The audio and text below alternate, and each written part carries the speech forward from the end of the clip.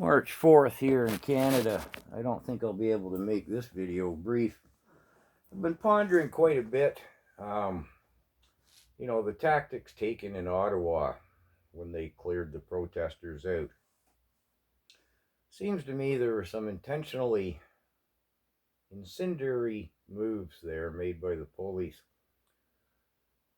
And I've looked at that horse video a lot, where the woman in her mobility scooter there was trampled, and I still don't know what happened to the other guy. Now, a little background here, I guess, personally. I grew up on a horse farm.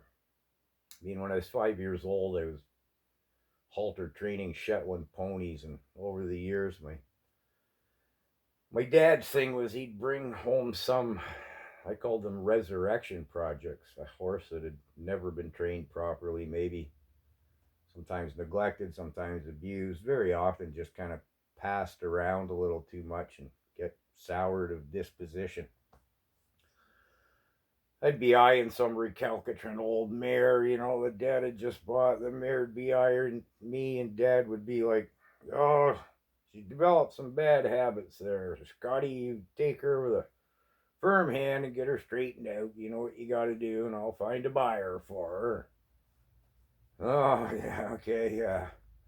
I tell you, I love my job, Dad. He'd be like, "Well, you seem to love eating, boy. You get the horse straightened out." So over the years, I've been, in those days, squished, stepped on, bit, kicked, thrown, trampled, dragged. Well, it was a delightful childhood, really. But my point is, I did learn about horses. Now, look at that. If you watch that video where that woman got trampled and just focus on the horses, well, whoever made the decision whoever had the uniform on to send those horses in like they did, he should be up on criminal charges. Probably so should the cops in the saddle. But anyways, those horses didn't know what they were getting into. They just came out, they're being horses, and they turned into the crowd. You can see the horses' body language. They're what we call spooked, scared, panicky. And the cops in the saddle, they're no horsemen. I can tell to watch them too, right? That one guy on the horse that was stepping on the poor old gal there, the trampled horse lady, he's barely in the saddle. Now, if I'd have been standing right there, that's going to trigger my fight or flight response. And I got nowhere to fly to because there's a crowd at my back. I'd have instinctively tackled that horse. I know how to take it off its feet with a rider on board when it's bridled and saddled, especially when the horse is it's all off balance, it's spooking, it doesn't want to step on her, and the guy in the saddle is not helping the horse. Any horseman, a horsewoman, take that horse off its feet right quick at that point in time, and then wouldn't it have turned into a melee?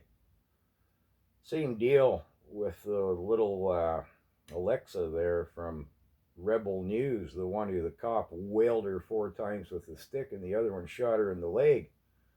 There's absolutely no reason for that. I'm pretty sure the government was hoping for not the passive, calm, non-resistant, compliant Canadian response to that whole operation in Ottawa. So, all it did is, this isn't going to stop. It's obvious the government has accelerated their control efforts, and it's obvious the resistance to it in the Canadian population has grown hugely. It's evident in so many ways, but it'll be really visually evident with the numbers that are going to turn out this weekend. And what will the government's response be? They can't continue to ignore it. How can they possibly? Ottawa was one location. What are they going to do with this? It's a cyclic thing that's going to grow until it just gets really ugly. I don't see any other choice in the matter. And yet the government won't yield. I'm curious to see how it plays out down in the States. I see your, what do you guys call it? People's Convoy? Is that a popular term for it? The numbers are huge. And in conjunction with what are having up here, going to have, the cross-border unity, as I've referred to it. It's interesting. I hope it plays out better for you guys down in the States than what I envision it's going to here in Canada, is, I guess, my point if I have one. As always, thanks for listening.